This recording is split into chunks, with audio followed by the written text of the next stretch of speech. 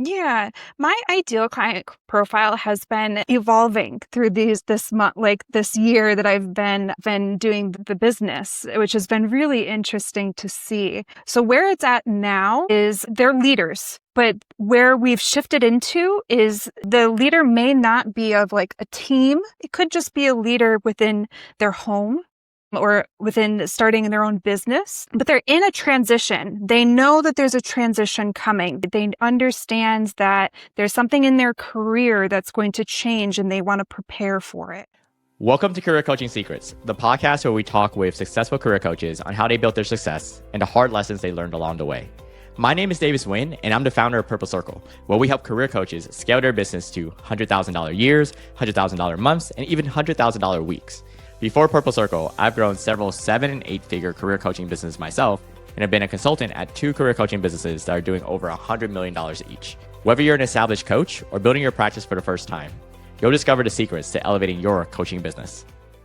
Hey everyone, welcome to another episode of Career Coaching Secrets podcast. I'm your host Rexhen, and today's guest is Christine Eileen Liu-Snell, a self-leadership and alignment coach who helps leaders grow through life and career transitions, moving from uncertainty to rooted clarity, courageous action, and authentic self-leadership. As the founder of Eileen's Path, Christine draws on her background as a special educator and international education leader to guide professionals through moments of change with self-trust and sustainability. Her signature Lead with Self program is built on self framework, helping leaders see through themselves clearly, engage with purpose, lead through connection, and flow with courage. And it's a pleasure for me to have her on the podcast today. Welcome to the show, Christine. Hey, thank you so much for having me. It's a pleasure to be here. Thank you for coming, Christine. It's a pleasure for us to have you on. I wanted to ask you about your coaching business and at the beginning of it. First of all, what inspired you to become a coach and then start Eileen's Path, which is something you started for more than 11 months ago, right? Yeah. I got started in November, so coming up on a year. Mm-hmm. Yeah, so I would say my coaching journey started when I transitioned into a leadership role at an international school when I was in Shanghai, China. I chose to learn about what coaching looks like for a leader as part of their leadership style. And then through the training, I fell in love with and was completely wowed by the transformations that can happen throughout coaching. I got a lot of like benefit from just being in it and learning myself. So I actually ended up moving out of China. Obviously now I'm in the US, back in my home country, and I had the opportunity to decide, okay, what do I want to do next? Do I want to get back into a school and get back into being a teacher or maybe a leader in some capacity? Or, I had the coaching in my background or in the back of my head saying, you were super impacted by this, help others with this. And I was even using what I learned through coaching in that transition because I had spent like 6 years in China. So coming back to the US was a big change for me. And so I was using the coaching on myself at the time. And yeah, through that, I was inspired to take the leap and try something new. I felt like being in the school setting was great for me. I was great at it. But then I really felt pulled to help others in the way that coaching helped me and the team that I had when I was a leader. So Eileen's Path came through just an epiphany, I guess. There was a short period of time in April of last year that I was thinking a lot about my grandmothers for whatever reason. I was in the muddy water of being back in the US for the first time, full time. And I was reflecting on how both of my grandmothers had a lot of hard times as well in their life and how they stay connected to the things that they loved and they persevered. They really were a model of perseverance for me. And I was reflecting on that. And then one thing led to another, and I learned for the first time in my life that Eileen, which is my middle name, was also the middle name of my grandmother on my father's side. And then on my mother's side, her name is Helen, but it turns out that the two names, Helen and Eileen, are related to each other. They're like, I don't know how it works, but that's what I found out. And I was just like, wow, this is Eileen's path, the perseverance through transition, through difficult times, through muddy waters and uncertainty. So yeah, I would say that's like the basis of where my coaching came in, was within my own leadership firstly, and then through just a series of epiphanies through my own life transition inspired by my grandmother's. I'm glad you took that step and started your coaching business and Eileen's path. So right now, working on it for like 11 months with your clients and going through the coaching journey with them, what about it would you say you find most rewarding? That's such an easy question for me. When I saw it, I was excited it's the light bulb moments are just incredible. I love to see, and you can see them in each session. And then like when they come back as well, there's more light bulb moments. And for me, it's all around awareness of self and what someone is capable of, or how they can maneuver, what's going on in their life to make what they need, what they're working towards, happen. And so when a client gains an awareness around themselves or their situation, and maybe to others, and sometimes it's obvious to me, but it takes some work for the person to get there, and that's okay.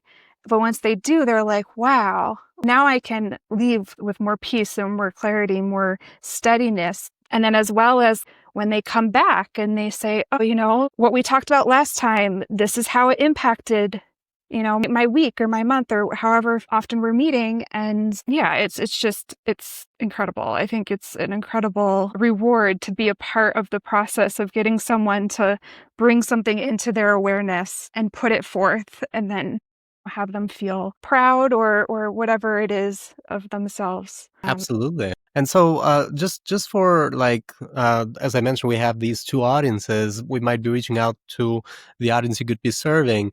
How would you describe your ideal client profile at this point?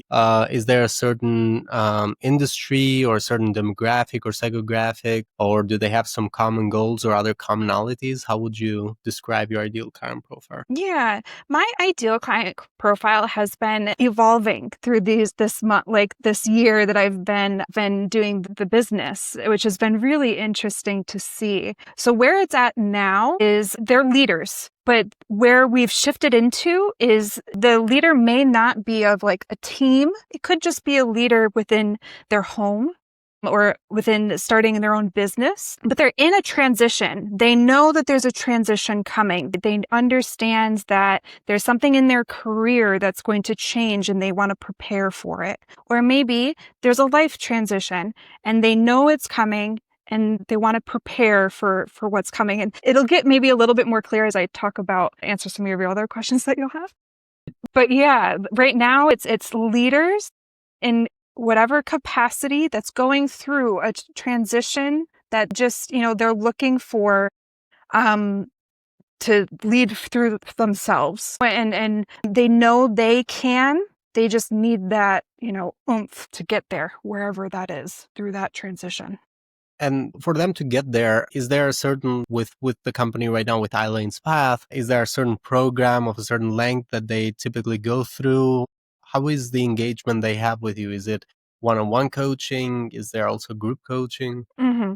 Yeah. So the Lead with Self program is a 12-week one-on-one coaching, and we will flow through values. We'll start basic foundational about the person's values, and we'll move on to more actionable steps and consistency and so on. There's that. I also have a self-paced, right now it's just a newsletter, but it's actually in development to become a journal and then a self-paced program where people can take, again, 12 weeks. 12 weeks is the sweet spot to move from the seed of the idea to actually blooming into whatever it is that you are working towards. For seeing meaningful change, absolutely, 12 weeks makes a lot of sense. And so right now, and this is a question that coaches who are listening are going to find interesting, when it comes to marketing, have you seen any certain marketing channel work very well for you compared to others? Or where do clients find you, or where do you find them? I've been using LinkedIn mostly. I'm on Instagram as well, but LinkedIn for me, because I have that leadership aspect and that is someone who, has the qualities and the characteristics of what a leader is. It's easier to find and connect on LinkedIn right now than Instagram. Hmm. But yeah, so I would say LinkedIn is where it's at right now, for me at least. Yeah. And it's not just for you. So many coaches actually do find LinkedIn, at least career coaches, leadership coaches, executive Mm-hmm. coaches have found LinkedIn to be kind of like the primary. And then there's also their network, their referral network as well. Mm-hmm. Mm-hmm. So it is definitely a good channel to get started and can be scaled as well. Looking into the future for Eileen's path for the next 1 to 3 years, do you have any specific business goals that you're working towards? Yes, I definitely do. So I already mentioned the self-paced program that is also going to be in conjunction with a journal, which is in conjunction with a newsletter that I put out on LinkedIn just recently. There's the 12-week Growing Your Inner Garden. The journal will be a weekly reflection to reignite your goals. So it's just helping you to be able to stay on path towards whatever goal it is whenever you're going through the transition you're going through. And there'll be 4 opportunities because sometimes 12 weeks isn't enough. So you get a whole year of opportunity to continue to grow and nurture whatever goal it is that you're working towards as you move through the transition that you're going through. So then there's the self-paced program that I will have associated with the journal. There will be the self-paced programs. I have some ideas within probably the 3 years around, but I haven't gotten started with it yet. But ideas around like how to do self-discovery of your own management through your own natural energy. Because I find a lot of us are moving faster than we should, or not moving fast enough, or not able to harness what is truly going on for your physical body to be able to work towards the goals that you are setting. People get sick or unmotivated or whatever it is. So there'll be a self-paced program around that, as well as just like getting really clear, the clarity aspect of your values and how to align what you're going through in your life, that transition to the values that you have. Just holding onto your integrity through that transition. And then lastly, I have these 3 that I'm working on right now. Is a book, and the book is actually where it started all for me, and it's where Eileen's path kind of came to fruition and everything. It's The Garden of Grandmother's Wisdom, so it's fully about what I experienced with my grandmother as she a gardener, and how she used gardening and how that taught me to persevere through life circumstances and everything. So it's a great metaphor that is in current development. The self-paced programs, as you may have recognized already, I haven't mentioned anything about like group coaching yet. And that I know is such a big push to scale coaching businesses. For me, I really, really highly value the one-on-one. So the self-paced programs will be having a coaching enhancement, depending on the program, might look like a group program and might look like a one-on-one. So that's all in the works. Yeah, interesting. It's exciting, right? There's a lot of things that are in progress and going to be launched soon. For anyone who's listening, they might listen to this like a year after or a couple of years after. So some of these might have been completed by then. And right now, throughout these 11 months of running the coaching business, what would you say have been some investments that you've made that you feel good about? Either you learned a lot or got a good return from, and what would you say have been some investments that you would have preferred to have avoided, if there's any bad investments as well? Okay. Yeah.